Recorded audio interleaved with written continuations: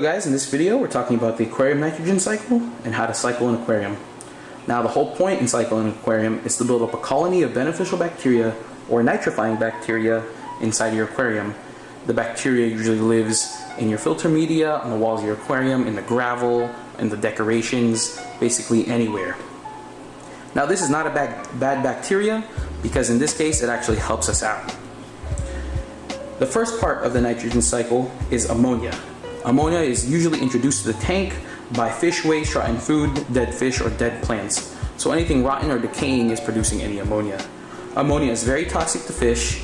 Fish could die, they could get sick, they're very susceptible to diseases. You just don't want it inside your aquarium. Now by oxidation, Nitrosomonas bacteria converts ammonia to nitrite. Nitrite with an I is the second part or the middle step in the aquarium nitrogen cycle. Nitrite, it's not as harmful as ammonia, but you still don't want it present inside your aquarium.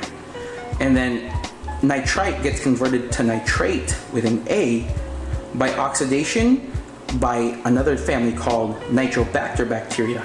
You still don't want nitrate in your aquarium, but it's not deadly in small doses like ammonia or nitrite. Now you usually get rid of nitrate in your aquarium by doing water changes, and then we'll talk about how much it should be later on in the video. But you could also use the nitrate to your advantage by growing plants either emerged or submerged. The nitrogen cycle in an aquarium usually starts with an ammonia spike. Ammonia levels rise up, and then the Nitrosomonas bacteria converts to nitrite. Then you're going to have a nitrite spike, and then the Nitrobacter bacteria converts it to nitrate, and then once you have nitrate, the cycle is basically complete. You do a water change, and then now you have a cycled aquarium. You might have miniature spikes when you add fish in, or overfeed is where your colony of beneficial bacteria cannot work hard enough to convert ammonia to nitrite to nitrate. So you might experience mini cycles while adding new fish or overfeeding. Now, in an aquarium, you're going to want to simulate the wild. There's no ammonia spikes in the wild, no built-up concentrations of nitrate in the wild, so it's very important to do water changes and make sure that your aquarium is cycled. A test kit is very important so everyone knows when to do a water change, or when the aquarium is cycled, or why certain things happen in an aquarium. The test kit I use is the API Freshwater Master Test Kit.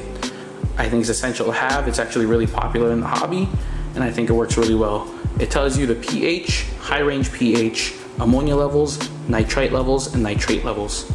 Now to recap the cycle, ammonia rises up, bacteria converts it to nitrite, nitrite rises up, it converts it to nitrate, and then once it gets about 20 parts per million, 10 parts per million, that's when you do a water change. Now I always recommend change as much water as you can. I know it's different for everyone, but for my tanks, it all depends on what's inside. So since this is my planted tank, when it gets over 40 parts per million, this red part right here, that's when I do a 30% water change, and that happens about once a week. Some of my other aquariums require 50% water change once a week to 30% water changes once a week, but that's why I think a test kit is essential, is because you get to know your tank better and then know when it's time for some maintenance or for some water changes. Now I want to talk about beneficial bacteria. Beneficial bacteria doesn't only grow in your filter media, but everywhere inside your tank.